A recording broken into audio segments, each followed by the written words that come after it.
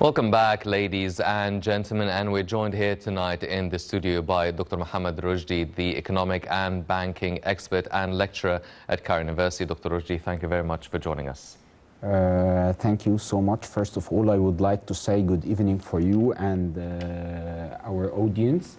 And I would like to thank Daily Debate Team Program for this kind of invitation. Thank you very much, sir. Now, Dr. Rushdy, we're talking about the financing of the development, the economic development here in Egypt. Now, Egypt has embarked on this 2030 vision of achieving sustainable development. Now, what does sustainable development, away from the infrastructure and the different sectors and industry, what does an economic sustainable development entail? What does it mean that we should achieve economic sustainable development by 2030? The principles of it, the characteristics of it in general. Actually, before I start replying to your question, eventually I would like to state or elaborate more about the definition of sustainability and the definition of financial sustainability and the main pillars for building the financial sustainability.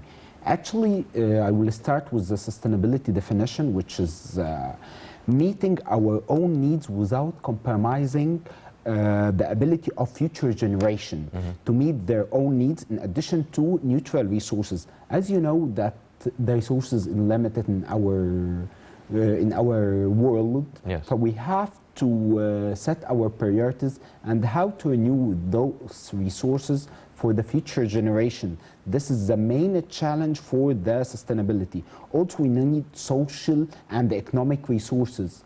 This is mainly the main definition, in my humble opinion, concerning the sustainability definition. Actually, I would like to take you and our audience concerning the financial sustainability, which is one of the hot topics that discussed globally. Actually, there is no, let me tell you and our audience, there is no agreed definition of what financial sustainability. It's having being able to be there for our beneficiaries in long terms. It's the opposite of having to cease your activities simply because you have run out of resources. The resources which money, energy, anything. Actually, there are four main pillars of financial sustainability.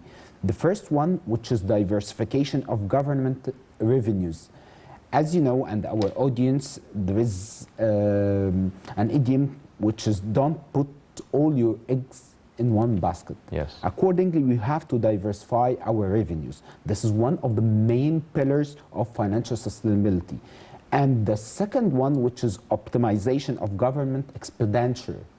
Because as you know, when you are cutting your expenditure a little bit, this is actually would help to increase our revenue and income and everything, which is let us to reallocate our resources to finance mega project and infrastructure and focus mainly on the mega projects which will make a difference for the future generation, as we could invest in education, in health, to build a good human beings and a good nation.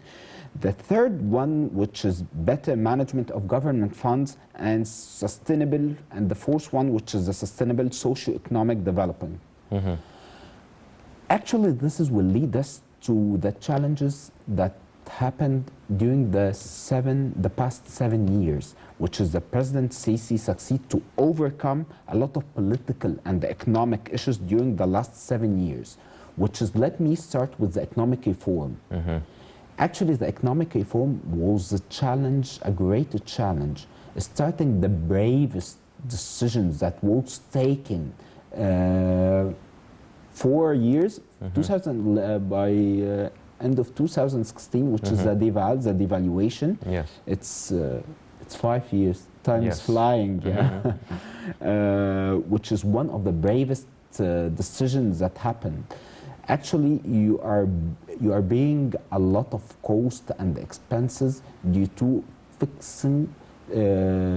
putting a fixed fixed exchange rate for the foreign currency, which lead to that there is no foreign currency resources in the market, and there is a gap between the official rate and the market rate, which is almost double. After letting the currency to be floated according to supply and demand, this is lead to what?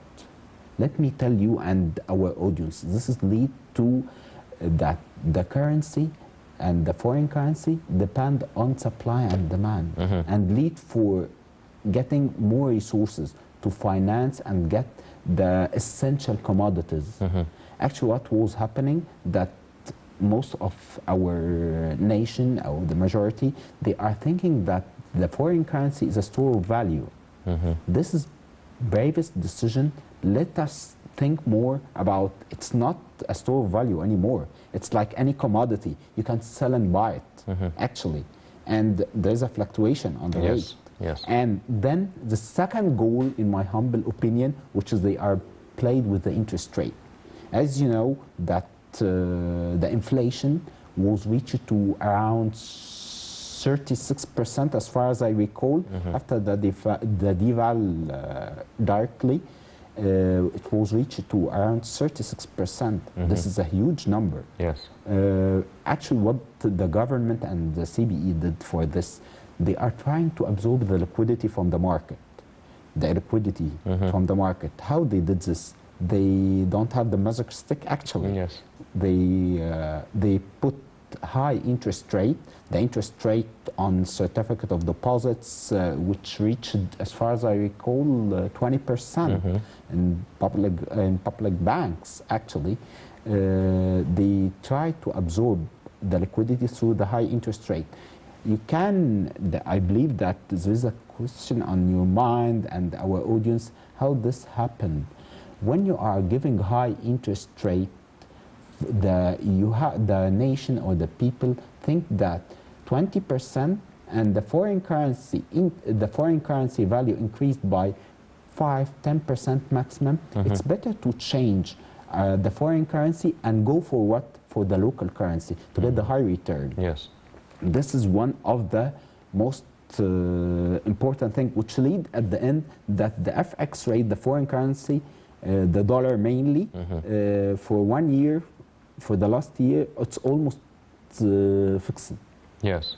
And by the way, those tactical action lead to two things: that the majority of the population changes their foreign currency to local currency, which lead at the end that the total deposits portfolio before the deval, which reached to 2.5 trillion, as far as I recall, Egyptian pound.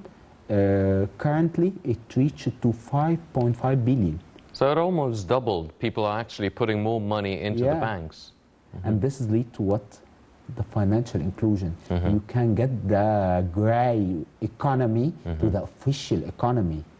You can see, I believe that you and the audience can correlate everything, and this how happened. It's not a magic stick. It's actually a kind of planning, management, and at the end it lead to that the foreign currency reserve increased from $19 billion to reach $40 billion.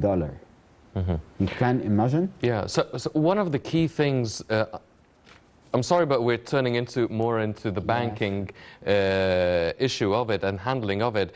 And one of the encouraging thing was increasing the interest rate. But what happens when the interest rate goes down back again?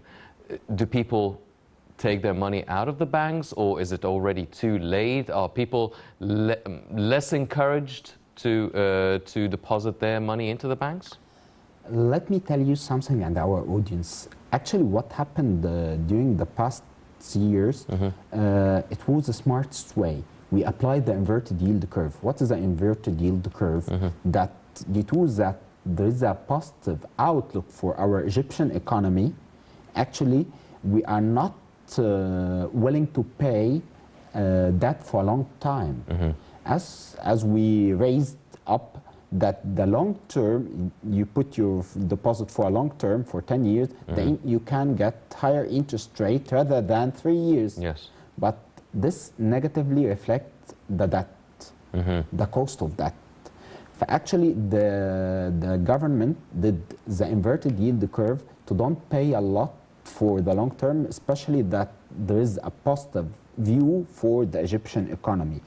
Actually, this is a normal trend or the normal behavior that the interest rate should be decreased. Yes. What's the objective from this? The objective from this to decrease the cost of debt and actually increase the or move the economic wheel. How this? You will maybe you can do part of your money from the bank and start your project, and this will reflect on what? On the unemployment rate, which already part of it happened. The unemployment rate was reached in 2013, as far as I recall, which is 14%. Currently, it reached to 7.4%. You can imagine, you can correlate all of those actions, and those lead to many things. And actually, let me tell you that currently we are being the fruits of the economic reform. Well, Doctor, I want to go back to something that you've explained, which is the concept of financial sustainable development.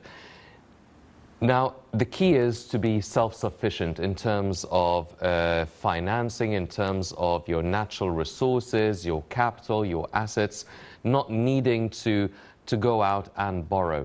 Now, the government, because we've been really hard hit economically over the past 10 years, the government and the Ministry of International Cooperation did a lot of efforts in getting loans from the IMF, the International Monetary Fund, the World Bank, different countries, a lot of financial loans to kickstart the financial economic activity within the country. Now, to reach that goal of achieving sustainable development by 2030, does that mean that by 2030 we won't need to get any loans from international financial institutions or from brotherly and friendly countries? Does that mean that we're not going to need to do that anymore and we'll just pay it back or with the interest that has been agreed on? Is that it? Because that's in 9 years' time. 2030 is 9 years from now, and as you've pointed out, late 2016, it's already 5 years have passed. So is that what it means to achieve financial, economic, sustainable development? Actually, I believe that there are two factors for that. Actually, there are tactical actions that have been taken during the past years to improve and go for the sustainable financial development, which is one of those main things, the IMF loans. Do you know, as you and our audience, there are four grants that given by IMF, or 4 loans. The main point for those 4 loans, those are sending a positive signal to the global nation or all countries around the world to give that we have a positive outlook for the economy, and it's a trust on the Egyptian leadership and the political leadership concerning the development that they are doing currently in the economy. You can see, you can imagine. If I take you through and our audience through the main pillars or the main objective of 2030 vision, there are around 8 objectives. The first one, which improving the quality of life and the standard of living of the Egyptian citizen, and we are trying to bear fruits of this by actually the government started with decreasing the subsidy.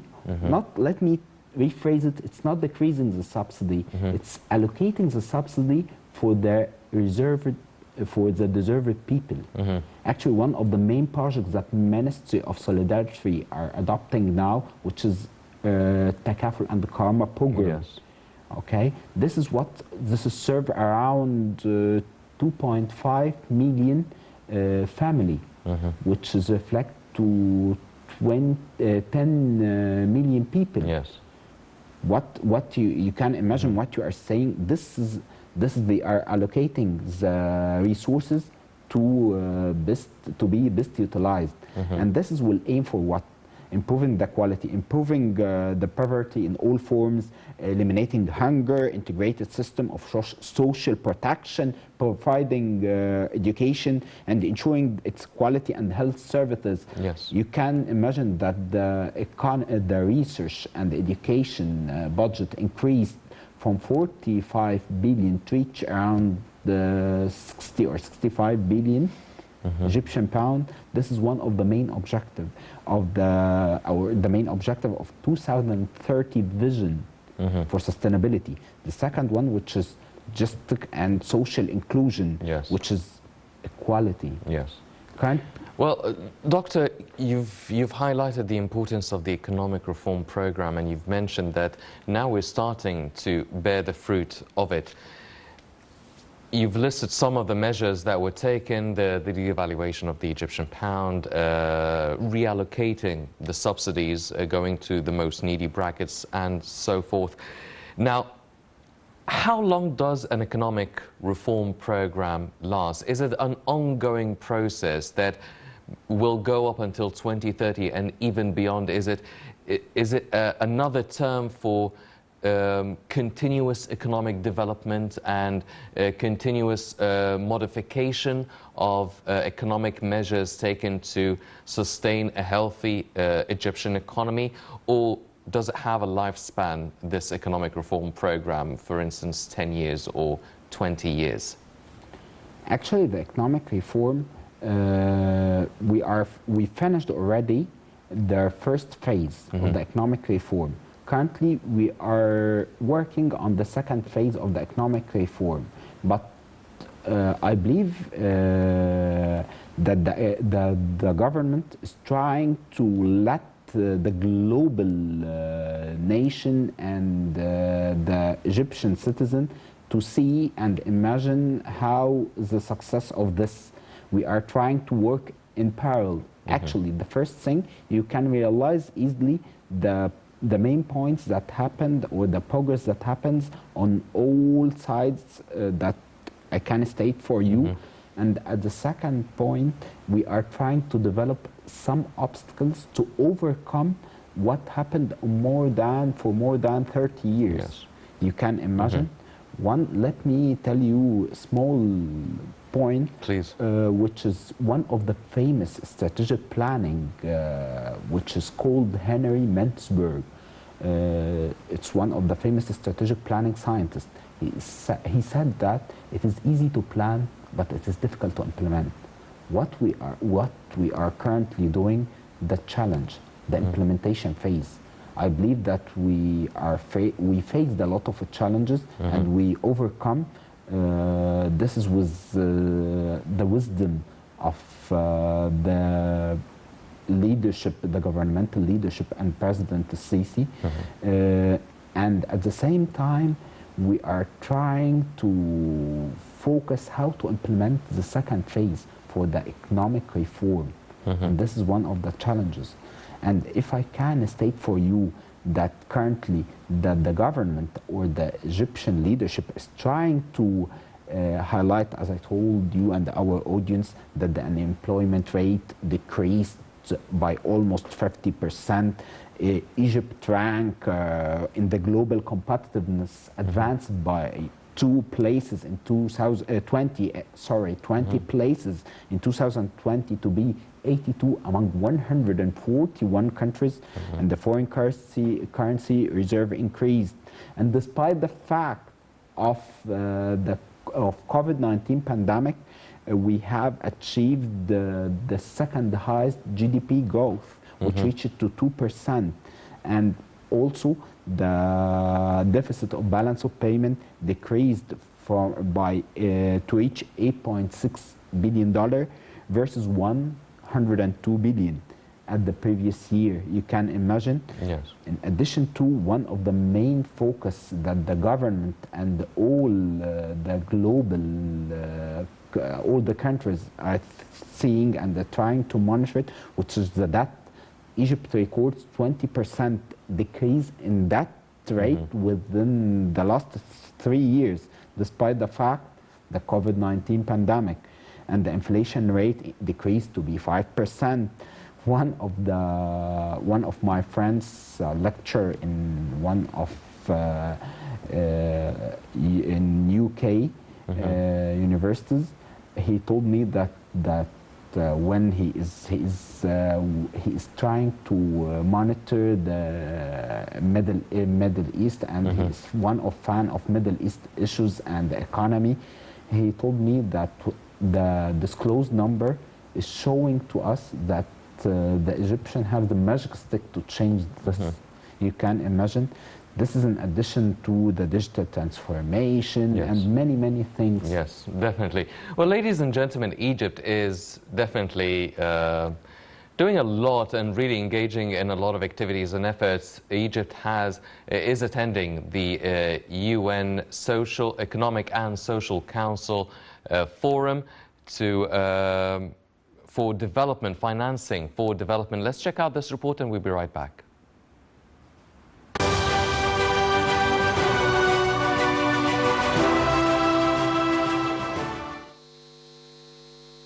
Egypt has attended the UN Economic and Social Council Forum on Financing for Development for the year 2021, held on April 12th to the 15th in a hybrid fashion. As part of the forum, Egypt attended the event entitled Sustainable Development Financing's Challenges Before and After the Coronavirus Pandemic. On the sidelines of the forum, Minister of Planning and Economic Development Hala Said said the world has made remarkable progress in achieving sustainable development goals until the novel coronavirus pandemic took place, adding that it had also made remarkable progress in achieving the UN Sustainable Development Goals in the past few years, but such progress has severely affected by the pandemic.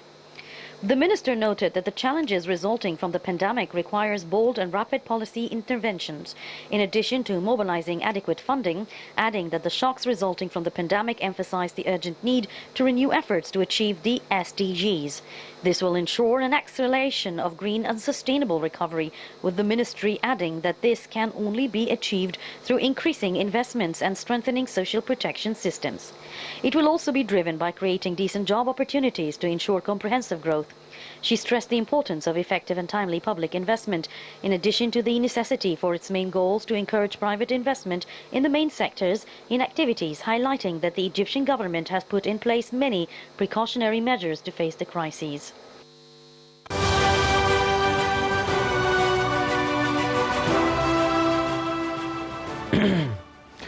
Welcome back, ladies and gentlemen, continuing our discussion with Dr. Rushdy. Dr. Rushdy, now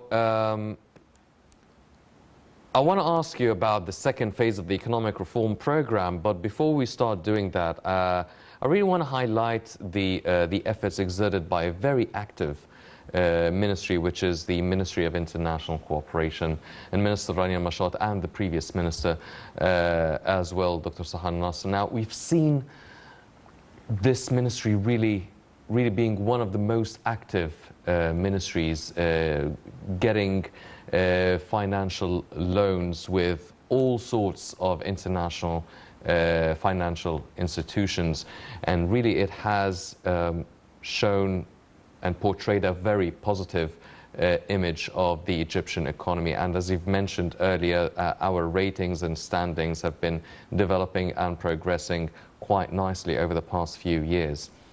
Now, when we talk about all these financial assistance going into developmental projects here in Egypt, how is it being distributed among the public sector and private sector? Actually, I would like to tell you one of the most important things that we were discussing in the break, which is the challenge to pay back. And you told me that it's the loans are let us bear a little bit the interest rate. Yeah. one of the most famous idioms, which is called no pain, no gain. When we are doing in any project or anything, when you are financed, especially in banking sector or one of the businessman, when he is doing his own business, what he is calculating? The ROI. What's ROI? Return on investment. Currently, what's happening? What's happening? We are taking loan. We already took loans. To what? What's the objective of this? Is to work and consume it on a luxury products or building infrastructure, building the infrastructure, and getting renewable energy, and investing in education. If you want to let a country to develop, you have to invest in two things, which is education and health. And this is what happened. The education, as I told you and our audience previously, the education budget, research and the education budget increased from 40 billion to reach 60 or 65 billion Egyptian pound. This is one of the main challenges, that when you are investing in human beings, this is the most, in my humble opinion, this is the most valuable investment that you can do. Yes. For countries, for organizations, for every place.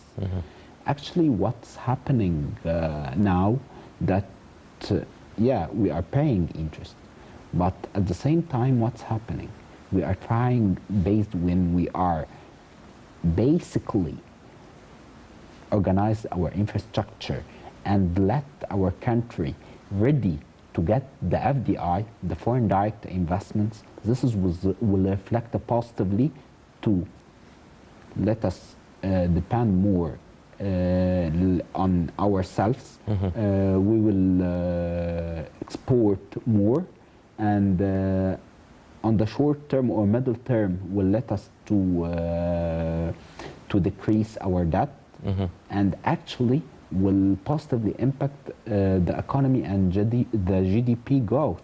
And this can be realized through the main projects that the country is trying to do and support, and the many initiatives that for the private sector and the public sector. Yes. One of the main initiatives that there is a focused, and one of the objective of 2030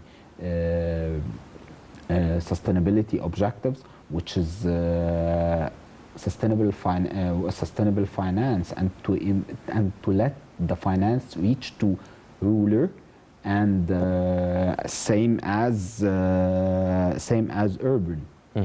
You can realize, yes. and women empowerment and youth empowerment, in addition to the SMEs projects. And in my humble opinion, that they should, the governance of a state and community institution, they should work closely for the future generation. Yes. Well, Dr. Rushdy, talking again on the Ministry of International Cooperation, now it has been quite active for many years now, and it has secured a lot of loans. I mean, this year alone, it secured about $9.8 billion from multilateral and development partners.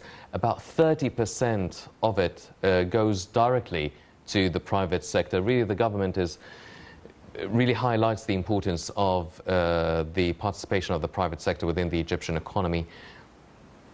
How long, and I mean, what would happen next? What can the Ministry of International Cooperation do next for Egypt to achieve this 2030 economic and financial sustainable development? Is it about just securing loan and really having this international financial and economic cooperation? We've seen Egypt as well meeting and receiving the French Economy and Finance Minister Bruno Le Maire.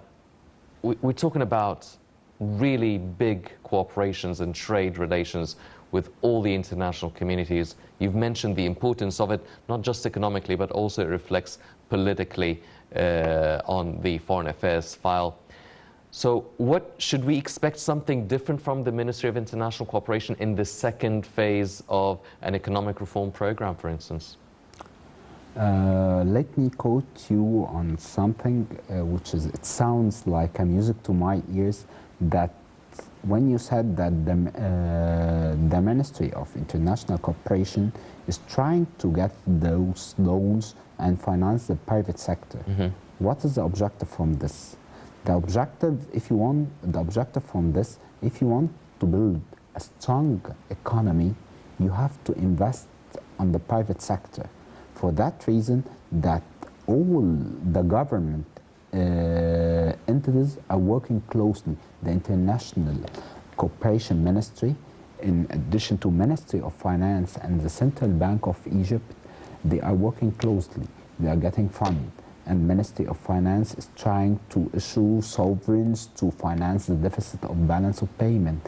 And the Central Bank is getting many initiatives. One of them concerning industrial initiatives, the mortgage initiative, in addition to the SMEs initiatives. Why SMEs initiative is very important? If you want to build a strong economy, you have to start with small and medium enterprises, and you have to encourage youth, women to invest, in addition to let them, to empower them. If I took you and our audience today through the success stories for developing countries, they started with the SMEs. They encourage the entrepreneurs eventually. Why is this? If you, as I told you and our audience previously, if don't put all eggs in the same basket, in one basket, eventually why? If you have a great or a big organization, huge organization, if there's a delinquency or this is organization defaulted, what's happened? This negatively will impact the economy. But if you have many institutions, what it will reflect on our economy? It will reflect on enhancing the economy. It will reflect to mitigate the risk. For that reason, those tactical action will lead to develop the economy and the GDP, which aligned also in our one of the main objectives of 2030 vision, which is strengthening the Egyptian leadership. As you know, that currently starting President Sisi started to manage the country. We are trying to return back to our manual, which is go to Africa and invest and have a joint project. And I hope one day to see one currency for Africa. Well, Dr. Rushdy, because we're running out of time, I've mentioned it before, but I want to ask you now. You've mentioned the economic reform program, the second phase of an economic reform program.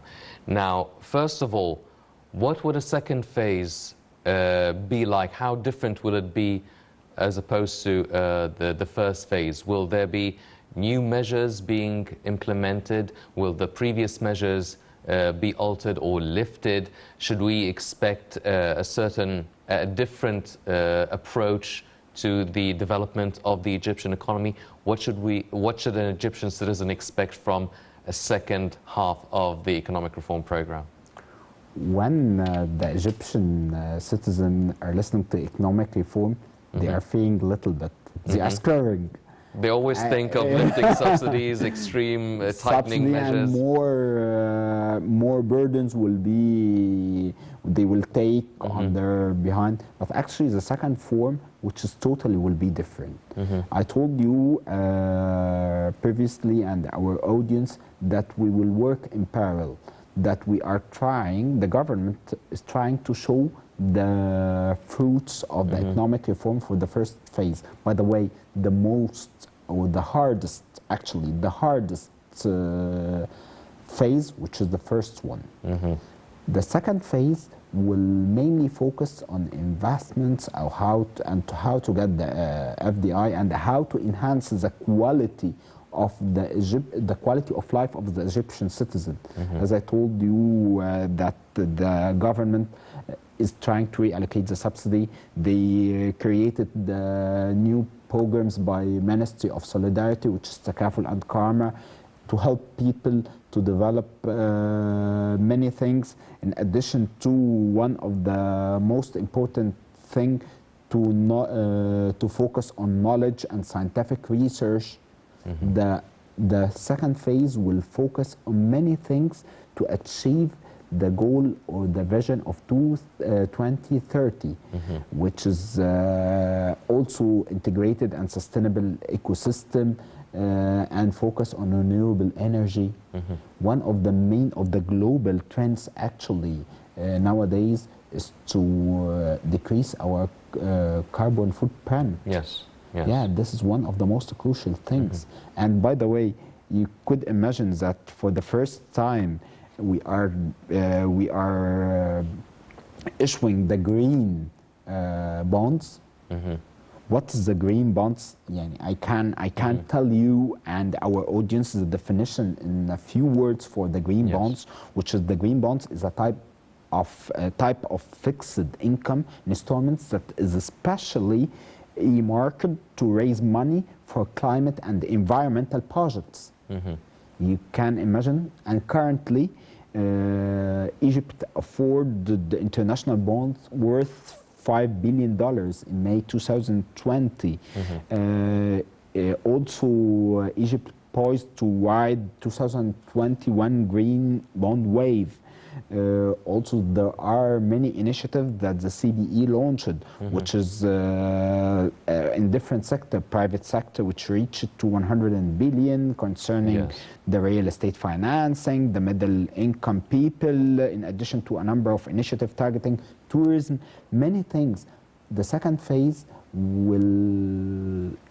looks like that you are putting a cherry on the cake. Yes. Well, ladies and gentlemen, Dr. Rushdy made it sound a very hopeful second half of the economic reform program, and we should all share such optimism. We've done the hard part, as my distinguished guest has mentioned, but now it is time to start bearing the fruit and really keep on investing in one of the most important assets, which is the Egyptian citizen. Unfortunately, that's all the time we have for this edition of the Daily Debate. But before we go, I'd like to thank my very distinguished guest, Dr. Mohamed Rushdy, the economic and banking expert and lecturer at Cairo University. Dr. Rushdy, always a pleasure having you with us. Thank you, Hani, and thank you for our audience for this nice evening and also for Daily Debate team program. Thank you very much, sir. Ladies and gentlemen, please stay tuned for more coming up on Nile International. I'm Hani Saif. Thank you for joining us.